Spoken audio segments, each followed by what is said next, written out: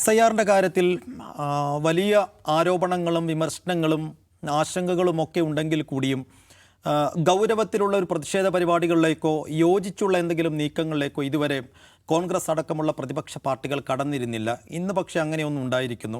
കഴിഞ്ഞ India സഖ്യയോഗത്തിൽ chief ജസ്റ്റിസിന് യോജിച്ചുള്ള എല്ലാവരും ഒപ്പിട്ടുകൊണ്ടുള്ള ഒരു തുറന്ന കത്ത് എഴുതാൻ തീരുമാനിച്ചിരുന്നു. അങ്ങനെ ഒരു കത്ത് ചീഫ് ജസ്റ്റിസിന് ഇന്ന് ഇന്ത്യ സഖ്യം അയച്ചിരിക്കുന്നു. ആ കത്തിൽ 23 പ്രതിപക്ഷ പാർട്ടികളുടെ ഒപ്പ് വീണിട്ടുണ്ട്. എന്ന് വെച്ചാൽ ഇന്ത്യ സഖ്യത്തിൽ നിന്ന് വിട്ടുനിൽക്കുന്ന DMKയും ആം ആദ്മി പാർട്ടിയും അടക്കമുള്ള പാർട്ടികളുടെ പ്രതിനിധികൾ അതിനകത്ത് ഒപ്പുവെച്ചിട്ടുണ്ടെന്നാണ് ലഭിക്കുന്ന വിവരം. ഒപ്പം കപിൽ സിബലിൻ്റെ ഒപ്പം വീണിട്ടുണ്ട്. ആ നിലക്ക് SIR-ൻ്റെ കാര്യത്തിൽ ഇപ്പോഴെങ്കിലും ഗൗരവമായി അതിനെ പ്രതിപക്ഷം ഉൾക്കൊള്ളുന്നു, അങ്ങനെ ഒരു നീക്കം നടത്തുന്നു. അതുകൊണ്ട് അതിനൊരു ഇമ്പാക്റ്റ് ഉണ്ടാകുമോ എന്നതാണ് നമ്മൾ ആദ്യം നോക്കുന്നത്. നിഷാദ്, എങ്ങനെയാണ് നീക്കത്തെ കാണേണ്ടത്? ഇതിനൊരു തുടർച്ച ഉണ്ടാകുമെന്ന് കരുതുന്നുണ്ടോ? സമീപകാലത്ത് ഒരുപക്ഷേ BJP ഇതര പാർട്ടികൾ നേരിടുന്ന ഏറ്റവും പ്രധാനപ്പെട്ട അതിജീവന വെല്ലുവിളികളൊന്നാണ് SIR എന്ന് പറയുന്നത്. കാരണം SIR നടപ്പിലാക്കുന്നു, അതുവഴി വലിയ തോതിൽ ആളുകളുടെ വോട്ട് വെട്ടിമാറ്റുന്നു, അത് കഴിഞ്ഞ് അവരുടെ പൗരത്വം പോലും നിഷേധിക്കുന്നതിലേക്ക് കാര്യങ്ങൾ എത്തുന്നതിന് സൂചന വരികയാണ്. ഇപ്പോൾ പാസ്പോർട്ടിൻ്റെ ഡെവലപ്മെൻറ്റ്സ് നമ്മൾ കണ്ടാണല്ലോ. സോ അതായത് രാഷ്ട്രീയ പാർട്ടികൾ പ്രവർത്തിക്കുന്നത് എന്തിനു വേണ്ടിയാണ്? രാഷ്ട്രീയ പാർട്ടികൾ പ്രവർത്തിക്കുന്നത് തെരഞ്ഞെടുപ്പിൽ മത്സരിക്കാനും ജയിക്കാനും അധികാരത്തിൻ്റെ ഭാഗമാകാനും അധികാരത്തിൻ്റെ കേന്ദ്ര നേതൃത്വം കൈയാളാൻ വേണ്ടിയൊക്കെയാണല്ലോ. അപ്പോൾ BJPയോട് മത്സരിക്കുമ്പോൾ നിങ്ങളുടെ അധികാരത്തിലേക്ക് വരാനുള്ള ജയിക്കാനുള്ള തെരഞ്ഞെടുപ്പ് പ്രക്രിയയിൽ സുതാര്യമായും നീതിയുക്തമായും പങ്കെടുക്കാനുള്ള എല്ലാ സാധ്യതകളെയും അവർ അടയ്ക്കുകയാണ്. അപ്പോൾ അടിയന്തരമായും ആത്യന്തികമായും ഇന്ത്യയിലെ പ്രതിപക്ഷം ചെയ്യേണ്ട പരിപാടി അവർക്കൊരു ലെവൽ പ്ലേയിങ് ഫീൽഡ് കിട്ടുന്ന അല്ലെങ്കിൽ സുതാര്യമായ ഒരു സംവിധാനത്തിനകത്ത് മത്സരിക്കാൻ കഴിയുന്ന സാഹചര്യം ഉണ്ടാക്കലാണ്. ബാക്കിയെല്ലാം പിന്നെയാണ്. അപ്പോൾ അതിൻ്റെ അവസാനത്തെ ഏറ്റവും അപകടകരമായ സംഗതിയാണ് SIR. അതിൻ്റെ പൂർണ്ണ തോതിലുള്ള നടപ്പിലാക്കൽ വന്നു കഴിഞ്ഞാൽ പിന്നെ സംഭവിക്കുന്നത് എന്താണ്? പിന്നെ ദീർഘകാലത്തേക്കുള്ള അനന്തകാലത്തേക്കുള്ള BJPയുടെ ഭരണം എന്ന് പറയുന്ന സംഗതി നടപ്പിലാവുകയാണ്. പിന്നെ നിങ്ങൾക്ക് ഓപ്ഷൻസ് ഒന്നുമില്ല. ഇപ്പോൾ SIR നടപ്പിലാക്കുന്നു, അത് സുപ്രീം കോടതിയിൽ അതിനെതിരെ കേസുമായി പോകുന്നു. സുപ്രീം കോടതി അത് ഒരു തെരഞ്ഞെടുപ്പ് വോട്ടർ പട്ടിക ക്ലീനിങ്ങിൻ്റെ ഭാഗമല്ലേ എന്നോർത്ത് അടിയിൽ ഒപ്പുവെച്ച് കൊടുക്കുന്നു. കഴിഞ്ഞാൽ പിന്നെ SIR-ന്റെ ഭാഗമായി നടക്കുന്നതാണെന്ന് നമുക്കറിയാം. ബീഹാറിലും അല്ലെങ്കിൽ മറ്റ് സംസ്ഥാനങ്ങളിലും അല്ലെങ്കിൽ പശ്ചിമ ബംഗാളിലുമെല്ലാം ലക്ഷക്കണക്കിന് മനുഷ്യരെ വെട്ടിമാറ്റി. ആ വെട്ടിമാറ്റിയ മനുഷ്യരുടെ ഗണമേത്, അവരുടെ രാഷ്ട്രീയ ചായ്വേത്, അവർ വോട്ട് ചെയ്തിരുന്നുവെങ്കിൽ ഉണ്ടാകാൻ സാധ്യമാകുമായിരുന്ന ഫലമേത് എന്ന വിശകലനങ്ങൾ പുറത്തു വന്നുകൊണ്ടിരിക്കുകയാണ്. അതിനർത്ഥം പ്രതിപക്ഷ പാർട്ടികളുടെ വിജയ സാധ്യതകളെ സമ്പൂർണ്ണമായും അടയ്ക്കുക. രണ്ടാമത്താണ് സംഘപരിവാറിൻ്റെ പൗരത്വ നിഷേധം, അല്ലെങ്കിൽ ഞങ്ങൾക്ക് വോട്ട് ചെയ്യാൻ സാധ്യതയില്ലാത്തവർ, ഞങ്ങളുടെ എതിരാളികൾ, മുസ്ലിങ്ങൾ, ക്രിസ്ത്യാനികൾ, കമ്മ്യൂണിസ്റ്റുകൾ, അവരെല്ലാം രണ്ടാംകിട പൗരന്മാരായി വോട്ടവകാശമില്ലാത്തവരായി ഒന്നുകിൽ ഈ ഹിന്ദുത്വ ദേശീയതയ്ക്ക് വിധേയപ്പെട്ട് ജീവിക്കുകയോ ഓടിപ്പോവുകയോ ചെയ്യുക. കാരണം അവർ ഇന്ത്യയെ പരിപാവനമായിട്ടുള്ള അവരുടെ മാതൃഭൂമിയായി കാണാത്തവരാണ് എന്ന് പറയുന്ന സിദ്ധാന്തത്തിൻ്റെ നടപ്പിലാക്കൽ 100-ാം വർഷത്തിൽ അതിൻ്റെ ഒരു അജണ്ടയാവും. അതിന് കൂടെ ഇപ്പോൾ BJP ചെയ്തുകൊണ്ടിരിക്കുന്നത് ചോദിച്ചാൽ ഇനി ഒരാളുടെയും സാധ്യതകളെ ഇല്ലാതാക്കുക എന്നുള്ളതാണ്. അപ്പോൾ അതിനകത്ത് ആ പ്രശ്നത്തിൻ്റെ ആഴവും ഗൗരവവും മനസ്സിലാക്കി ഇടപെടാൻ പ്രതിപക്ഷ പാർട്ടികൾക്ക് കഴിയണം. അവിടേക്ക് ജനങ്ങളെ കൊണ്ടുവരാൻ പ്രതിപക്ഷ പാർട്ടികൾക്ക് കഴിയണം. ജനങ്ങൾക്കിടയിൽ ഞങ്ങളുടെ അടിസ്ഥാന അവകാശമായ വോട്ട് നിഷേധിക്കപ്പെടുകയാണ്, അത് പ്രശ്നമാണ് എന്ന് നെഗറ്റീവ് ബിൽഡ് ചെയ്യാൻ കഴിയണം. അപ്പോൾ അത് എന്തുമാത്രം എളുപ്പമാണെന്ന് ചോദിച്ചാൽ ഇറ്റ്സ് നോട്ട് ഈസി. കാരണം അപ്പുറത്ത് നിൽക്കുന്നത് ഗവൺമെൻറ്റാണ്. എല്ലാ നിലയ്ക്കുമുള്ള അജണ്ട സെറ്റ് ചെയ്യുന്നതും നെഗറ്റീവുകൾ ബിൽഡ് ചെയ്യുന്നതും ഗവൺമെൻറ്റാണ്. പ്രതിപക്ഷം മിക്കപ്പോഴും അതിന് മറുപടി പറയാൻ പ്രയാസപ്പെടുകയോ അല്ലെങ്കിൽ അവരുണ്ടാക്കുന്ന കുരുക്കുകൾ കുരുങ്ങിപ്പോവുകയോ ചെയ്തെന്ന് നാം കാണുന്നു. രണ്ടാമത്തേത്, സർക്കാരിൻ്റെ കയ്യിൽ ഹിന്ദുത്വ ദേശീയത എന്ന് പറയുന്ന ഏറ്റവും ആഴമേറിയ വേരുകളുള്ള ഒരു വൈകാരിക സംഗതിയുണ്ട്. അതിനെ മറികടക്കാൻ പാടാണ്. പൗരത്വ ഭേദഗതി കൊണ്ടുവരുന്നത് എന്തിനാണ് എന്ന് ചോദിക്കുമ്പോൾ ഇവരെ എതിർക്കുമ്പോൾ സർക്കാരിന് പറയാൻ കഴിയുന്ന ഒരു കാര്യം, കണ്ടോ, അത് വൈദേശിക ശത്രുക്കളെ പുറത്താക്കാൻ ഞങ്ങൾ കൊണ്ടുവരുന്ന ഒരു പദ്ധതി എന്ന് പറയുന്ന ഒരു ദേശീയതയുടെ ഹിന്ദുത്വത്തിൻ്റെ ആവരണം അതിനുണ്ട്. അതിനെ എതിർക്കൽ എളുപ്പമല്ല. ആ എതിർക്കൽ പിന്നെയും എന്ത് ചെയ്യും, ഡിവൈഡ് ഉണ്ടാക്കുകയും അതിനെ ഈ പ്രതിപക്ഷ പാർട്ടികളെ ഹിന്ദുത്വ ദേശീയതയുടെ ശത്രുക്കളാക്കി മാറ്റുകയും പിന്നെയും BJPക്ക് എളുപ്പമാവുകയും ചെയ്യും. അതുകൊണ്ട് ഗവൺമെൻറ്റിൻ്റെ ഒരു ഭരണാധികാരം എന്ന് പറയുന്ന സംഗതി അവരുടെ കയ്യിലുണ്ട്. ഗവൺമെൻറ് കൊണ്ടുവരുന്ന വളരെ പ്രധാനപ്പെട്ട പദ്ധതികൾക്കെല്ലാം കൂട്ടുനിന്ന് കൊടുക്കുന്ന ഇൻസ്റ്റിറ്റ്യൂഷൻസ് ഒരു പ്രധാനപ്പെട്ട പ്രശ്നമാണ്. അല്ലെങ്കിൽ നമുക്ക് എന്ത് ചെയ്യാം, ഗവൺമെൻറ് ഒരു മോശം സംഗതി കൊണ്ടുവന്ന ഇൻസ്റ്റിറ്റ്യൂഷൻസിനെ സമീപിക്കാം, കോടതിയെ സമീപിക്കാം, അല്ലെങ്കിൽ തെരഞ്ഞെടുപ്പ് കമ്മീഷനെ സമീപിക്കാം. അവരിൽ നിന്നെല്ലാം ഉണ്ടാകുന്ന നീതിയുക്തമായ വിധികൾ ഇവയെല്ലാം മാറ്റി തരുമായിരുന്നു. നിർഭാഗ്യവശാൽ പലപ്പോഴും സംഭവിക്കുന്നില്ല. സർക്കാർ കൊണ്ടുവരുന്ന വളരെ പ്രധാനപ്പെട്ട പ്രോജക്റ്റുകൾക്കെല്ലാം ഈ തരത്തിലുള്ള ഇൻസ്റ്റിറ്റ്യൂഷൻസിൻ്റെ അനുമതി കൂടെ കിട്ടുന്നതല്ലേ നമ്മൾ കാണുന്നു. സോ അപ്പോൾ ഇവർക്കെന്താ ചെയ്യാനെന്ന് ചോദിച്ചാൽ എനിക്ക് തോന്നുന്നത്, ഒന്ന്, ദേശീയ തലത്തിൽ സംസാരിക്കുന്ന ഒരു നേതാക്കളുടെ സഖ്യം എന്നതിനേക്കാളുപരി തെരഞ്ഞെടുപ്പ് കാലത്ത് കൂട്ടിക്കെട്ടി ഉണ്ടാക്കുന്ന അലയൻസ് എന്നതിനേക്കാൾ ഉപരി ജനങ്ങൾക്കിടയിൽ താഴെത്തട്ടിൽ നിന്ന് പ്രവർത്തിക്കാൻ കഴിയുന്ന ഒരു സംവിധാനമായിട്ട് പ്രതിപക്ഷ പാർട്ടികൾ മാറണം. അതിൽ തന്നെ ജനങ്ങളുടെ ദൈനംദിന ജീവിത പ്രശ്നങ്ങളെ, ഈ പറയുന്ന വൈകാരിക രാഷ്ട്രീയത്തിന് പുറത്തുള്ള ദൈനംദിന ജീവിത പ്രശ്നങ്ങൾ ജനങ്ങൾക്കിടയിലുണ്ട്. ആ പ്രശ്നങ്ങളെ ഏറ്റെടുക്കാൻ കഴിയുന്ന ഗ്രാസ് റൂട്ട് ലെവലിൽ പ്രവർത്തിക്കാൻ കഴിയുന്ന രാഷ്ട്രീയ സംഘമായി ഇന്ത്യ സഖ്യത്തിന് മാറാൻ കഴിയുമെങ്കിലേ അവർക്കൊരു സാധ്യതയുള്ളൂ. അത്തരം പ്രശ്നങ്ങൾ ഏറ്റെടുത്താൽ ആ പ്രശ്നങ്ങളുടെ കൂടെ നിൽക്കാൻ ജനങ്ങളുണ്ട്. തൊഴിലില്ലായ്മ ഇന്ത്യയിലെ പ്രധാനപ്പെട്ട പ്രശ്നമാണ്. ദാരിദ്ര്യം ഇന്ത്യയിലെ പ്രധാനപ്പെട്ട പ്രശ്നമാണ്. വിവേചനം ഇന്ത്യയിലെ പ്രധാനപ്പെട്ട പ്രശ്നമാണ്. ജാതി സെൻസസ് മുന്നോട്ട് വെക്കുന്ന രാഷ്ട്രീയം ഇന്ത്യയിലെ പ്രധാനപ്പെട്ട പ്രശ്നമാണ്. വർഗീയത. അത്തരം പ്രശ്നങ്ങളെ താഴെത്തട്ടിൽ നിന്ന്, വിലക്കയറ്റം ഇന്ത്യയിലെ പ്രധാനപ്പെട്ട പ്രശ്നമാണ്. അത്തരം ഉള്ളവനും ഇല്ലാത്തവനും തമ്മിലുള്ള കൂടി വരുന്ന അന്തരം ഇന്ത്യയിലെ സീരിയസ് ആയിട്ടുള്ള ഇഷ്യൂ ആണ്. അത്തരം വളരെ അടിസ്ഥാന സ്വഭാവമുള്ള ജീവസന്ധാരണ പ്രശ്നങ്ങൾ ഏറ്റെടുക്കുന്ന ഒരു പൊളിറ്റിക്കൽ മൂവ്മെൻറ്റ് സൃഷ്ടിക്കുകയും അതിൻ്റെ കൂടെ ജനങ്ങളെ അണിനിരത്തുകയും ചെയ്യുക. എക്കാലത്തേക്കുമായിട്ടും ഒരു ദേശീയ ഒരു രാഷ്ട്രീയവും അല്ലെങ്കിൽ ഒരു രാഷ്ട്രീയ പദ്ധതിയും ഒരു ഏകാധിപത്യവും നിലനിന്ന ചരിത്രം ലോകത്തില്ല. ഇന്ത്യയുടെ ഒരു ചരിത്രം തന്നെ എടുത്താൽ ഒരു കാലത്ത് ഇന്ത്യ സംസാരിച്ചിട്ടുള്ള ജാതി രാഷ്ട്രീയമായിരുന്നു. ഒരു ഘട്ടത്തിൽ അത് മതവർഗീയത സംസാരിക്കാൻ തുടങ്ങി. ഒരു ഘട്ടത്തിൽ അഴിമതി വിരുദ്ധതയായിരുന്നു. ഒരു ഘട്ടത്തിൽ ദേശീയ പ്രസ്ഥാനമായിരുന്നു, അല്ലെങ്കിൽ ദേശീയ താല്പര്യമായിരുന്നു, നേഷൻ ബിൽഡിംഗ് ആയിരുന്നു. അങ്ങനെ പല താല്പര്യങ്ങളുടെയും പല മുദ്രാവാക്യങ്ങളുടെയും സഞ്ചരിച്ചാണ് ഇന്ത്യൻ രാഷ്ട്രീയം അതിൻ്റെ യാത്ര തുടരുന്നത്. അതുകൊണ്ട് എക്കാലത്തേക്കുമായിട്ടൊരു മതവർഗീയത അത് ഉണ്ടാക്കുന്ന ഒരു ഡിവൈഡ്, അതിനകത്ത് മാത്രമായി ഇന്ത്യൻ രാഷ്ട്രീയം കുടുങ്ങിക്കിടക്കുമെന്ന് നിരാശപ്പെടേണ്ട കാര്യമില്ല. പക്ഷേ ഇത് കുറച്ച് കുഴപ്പമുള്ള സംഗതിയാണ്. 100 വർഷം പണിയെടുത്തുണ്ടാക്കിയിട്ടുള്ള ഒരു പ്രശ്നമാണ്. ആ പ്രശ്നത്തെ കേവലമായ സഖ്യങ്ങൾ കൊണ്ട് മറികടക്കുക ഇറ്റ്സ് നോട്ട് ഈസി. അതാണ് ഈ പരകാല പ്രഭാവമൊക്കെ പറയുന്നത്. അത് തിരിച്ചെടുക്കാൻ നിങ്ങൾക്ക് നല്ല അധ്വാനം വേണ്ടി വരും. ആ അധ്വാനത്തിലേക്ക് പ്രവേശിക്കാൻ ഈ പാർട്ടികൾക്ക് കഴിയണം.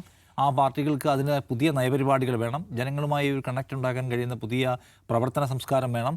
ആ നിലയ്ക്കുള്ള വിശ്വാസം ആർജിക്കാൻ കഴിയുന്ന പുതിയ നേതൃനിര ഉണ്ടാവണം. ഇതൊക്കെ ആവശ്യമാണ്. അപ്പോൾ അങ്ങനെ ഒരു ടോട്ടൽ പരിപാടിയിലേക്ക്, ഒരു പ്രോജക്റ്റിലേക്ക് ഇറങ്ങാതെ ഈ പ്രശ്നത്തെ മറികടക്കാൻ കഴിയുമെന്ന് എനിക്ക് തോന്നുന്നില്ല. സംഘപരിവാർ ഞാൻ നേരത്തെ പറഞ്ഞ പോലെ ഭരണകൂടത്തിൻ്റെ ഒപ്പം പോപ്പുലർ നരേറ്റീവിൻ്റെ, ഹിന്ദുത്വ ആഖ്യാനത്തിൻ്റെ, ഇൻസ്റ്റിറ്റ്യൂഷൻസിൻ്റെ സഹായത്തിൻ്റെ എല്ലാം കൂടെയുള്ള ഒരു ടോട്ടൽ പ്ലാൻ അവർക്കുള്ളത്. അതിനെ മറികടക്കാൻ അത്രയും തന്നെ ആഴമുള്ള പരിപാടി ഉണ്ടാക്കേണ്ടിയിരിക്കുന്നു തോന്നുന്നു. അല്ലാതെ ഇത്തരം എക്സസൈസുകൾ കൊണ്ട് എന്താ ഗുണമെന്ന് ചോദിച്ചാൽ നല്ലതാണ്. അവർ ഒരുമിച്ച് നിൽക്കുന്ന ഒരു മൂഡ് ക്രിയേറ്റ് ചെയ്യാൻ പറ്റുന്ന ഒഴിച്ചു നിർത്തിയാൽ എന്തുമാത്രം ഇമ്പാക്റ്റ്ഫുൾ എന്ന് ചോദിച്ചാൽ സംശയമാണ്. എന്തായാലും ഒരു കാര്യം ഉറപ്പാണ്, ഇത് അവസാനത്തെ അലാമാണ് ഈ കേൾക്കുന്നത്. കാരണം ഇത് നടപ്പിലാക്കപ്പെട്ട് കഴിഞ്ഞാൽ പിന്നെ BJP ഉള്ളൂ, വേറെ ആരുമില്ല. BJPയുടെ ഒരു ഘട്ടത്തിൽ BJP അഴിമതി വിരുദ്ധത സംസാരിച്ചു, അത് കഴിഞ്ഞു. അതിനുശേഷം അവർ സംസാരിച്ച വർഗീയതയാണ്. അതിൻ്റെ പീക്കിൽ സംസാരിച്ചു 2019. 2024 ഏറ്റവും കൂടുതൽ തെരഞ്ഞെടുപ്പ് ക്രമക്കേടുകളിൽ നിന്ന് ആക്ഷേപം ഉയർന്നു കേട്ടത്. അത് കഴിഞ്ഞപ്പോൾ അവർ SIR പ്ലസ് മണ്ഡല പുനർക്രമീകരണം കൊണ്ടുവരികയാണ്. പിന്നെ ഓപ്ഷൻസ് ഒന്നുമില്ല. ഈ സാഹചര്യത്തിൻ്റെ ഗൗരവം മനസ്സിലാക്കി എന്തുമാത്രം ക്രിയേറ്റീവായിട്ട് ആൻഡ് പ്രൊഡക്റ്റീവായിട്ടുള്ള ഒരു ഇടപെടലിലേക്ക് പ്രതിപക്ഷ കക്ഷികൾക്ക് പോകാൻ കഴിയും, അവരുടെ സ്വാർത്ഥമായ താല്പര്യങ്ങളെ മാറ്റി വെച്ചുകൊണ്ട് വിശാലമായിട്ട് അവർക്ക് കൈകൾ ചേർത്ത് പിടിക്കാൻ കഴിയുമോ എന്നുള്ള ചോദ്യം മാത്രമേ ഇന്ത്യയുടെ മുമ്പിലുള്ളൂ. അല്ലെങ്കിൽ ഇതുകൊണ്ട് പ്രത്യേകിച്ച് ഗുണമെന്നുള്ളത് എനിക്ക് തോന്നുന്നില്ല. ഇല്ല, ഇന്ത്യ അലയൻസ് എന്നൊക്കെ പറഞ്ഞാൽ തെരഞ്ഞെടുപ്പിൻ്റെ സമയത്ത് മാത്രം ഉണ്ടാക്കുന്ന അലയൻസ് കൊണ്ട് പ്രത്യേകിച്ച് എന്തെങ്കിലും പ്രയോജനം ഉണ്ടാകുമെന്ന് എനിക്ക് തോന്നുന്നില്ല.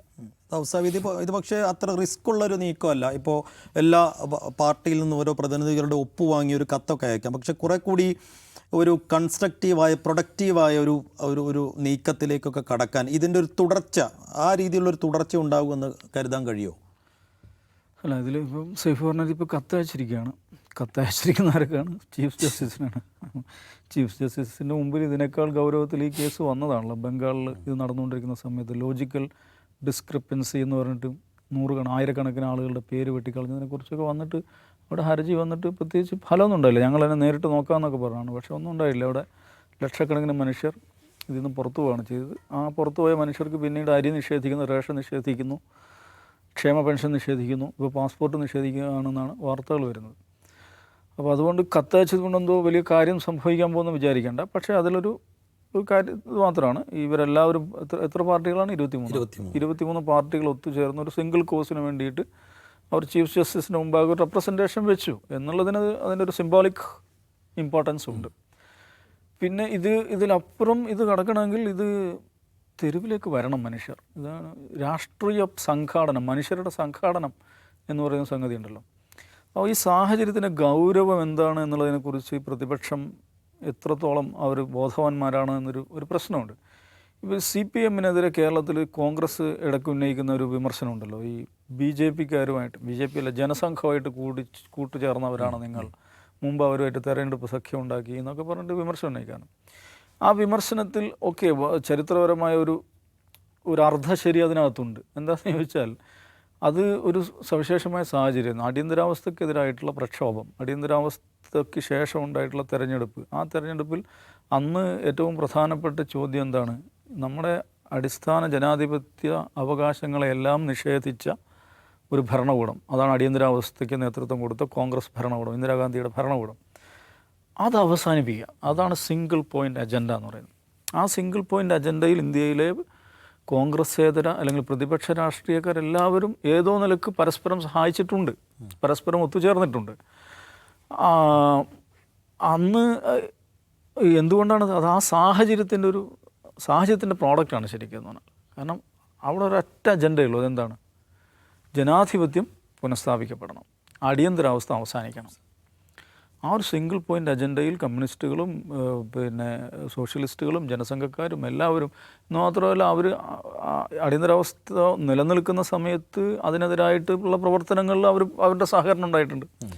അണ്ടർഗ്രൗണ്ട് പ്രവർത്തനങ്ങളുണ്ട്, അല്ലാതെയുള്ള പ്രവർത്തനങ്ങളുണ്ട്. അപ്പോൾ അതിൻ്റെ പേരിൽ കമ്മ്യൂണിസ്റ്റ് പാർട്ടിയെ ആക്ഷേപിക്കുന്നത് എന്താണ്? ചരിത്ര നിരപേക്ഷമായ ഒരു ആക്ഷേപമാണ്. അപ്പോൾ ഞാൻ പറയുന്നത് വെച്ചാൽ പോയിൻ്റ് എന്താണെന്ന് വെച്ചിട്ടുണ്ടെങ്കിൽ അത് ആ സാഹചര്യം അത് ആവശ്യപ്പെട്ടിരുന്നു. കാരണം ഇന്ത്യയെ സംബന്ധിച്ചിടത്തോളം നമ്മളൊരു ഒരു കോൺസ്റ്റിറ്റ്യൂഷണൽ റിപ്പബ്ലിക് ആയിട്ടുള്ള ഒരു സംവിധാനം ഇല്ലാതാകുന്നു എന്നുള്ളൊരു പ്രശ്നമുണ്ട്. അന്നത്തേക്കാൾ ഗുരുതരമായ സാഹചര്യമാണ്. അന്ന് പ്രത്യക്ഷത്തിൽ പ്രഖ്യാപിക്കപ്പെട്ട ഒരു അടിയന്തരാവസ്ഥ ഉണ്ടായിരുന്നു. ഇന്നങ്ങനെ അടിയന്തരാവസ്ഥ പ്രഖ്യാപിച്ചിട്ടില്ല. ഇന്നിപ്പോൾ സംഭവിക്കുന്നത് എന്താണ്? ഈ നമ്മുടെ ഭരണഘടനയുടെ ഏറ്റവും പ്രധാനപ്പെട്ട ഒരു മേന്മ എന്താണ്? അതിലൊരു വളരെ പ്രധാനപ്പെട്ട ഒരു പ്രിൻസിപ്പിൾ എന്താണ്? ഈ ഡിസ്ട്രിബ്യൂഷൻ ഓഫ് പവേഴ്സാണ്. ഓരോ ഭരണഘടനാ സ്ഥാപനങ്ങൾക്കും അതിൻ്റെ അധികാരങ്ങൾ നിർണ്ണയിക്കപ്പെട്ടിട്ടുണ്ട്. ഒരാളും മറ്റൊരാളുടെ അധികാര പരിധിയിലേക്ക് കടക്കുന്നില്ല.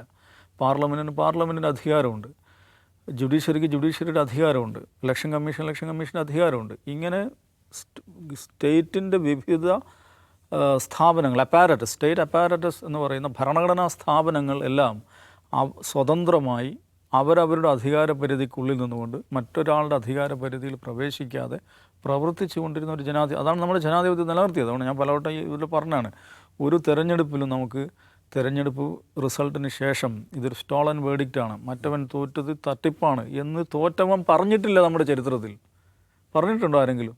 മൻമോഹൻ സിംഗ് പറഞ്ഞിട്ടുണ്ടോ? നരസിംഹറാവു പറഞ്ഞിട്ടുണ്ടോ? വാജ്പേയി പറഞ്ഞിട്ടുണ്ടോ?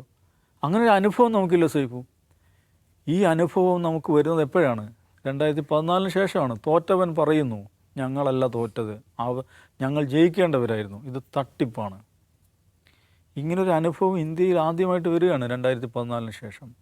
അങ്ങനെ ഒരേ ഒരു അനുഭവം മാത്രമാണ് ഇന്ത്യയിൽ ഉണ്ടായത്. ഞാൻ പലപ്പോഴും പറഞ്ഞ 1987 കാശ്മീർ ഇലക്ഷനിൽ. അതിനുശേഷം കാശ്മീരിൽ എന്ത് സംഭവിച്ചു നമുക്കറിയാം. കാശ്മീർ അസംബ്ലി ഇലക്ഷനിൽ 87. ഇത് അസാധാരണമായുള്ളൊരു സാഹചര്യമാണ്. ഇവിടെയുള്ള ഭരണഘടനാ സ്ഥാപനങ്ങൾ ഇത്